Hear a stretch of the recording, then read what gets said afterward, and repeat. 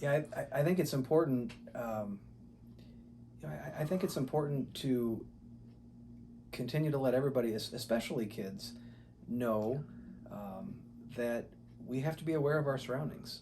You know, that this bad thing happened, and once the bad thing happened, and after all of the investigations take place over years and years and years, one of the things we realized was a lot of signs were missed, a lot of warnings were missed.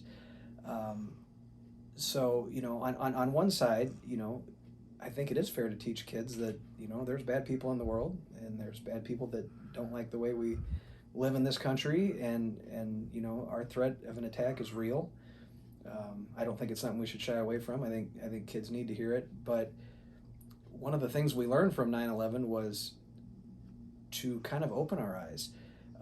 We realized that it wasn't going to be just the police preventing these kinds of things from happening in the future. It was going to be a fireman maybe on a call and seeing something in a building that doesn't seem right, or somebody possibly on a medical call, or just an average citizen that may go into a place, or a plumber may go to do some work and see something going on. I think that enhanced awareness to report when things are out of line, we've kind of lost that. And I think that was one of the good things that came out of 9/11. One of the things that happened when I returned from academy, we were getting the white powder calls all the time. Um, the anthrax. I don't know if you remember that. That was what kind of followed 9/11, was all these anthrax scares. So almost every commercial building in town where somebody spilled foot powder, we were up there in full hazmat suits testing to make sure it wasn't anthrax. And that was a real thing. It never turned out to be any real emergency in this city, by the grace of God.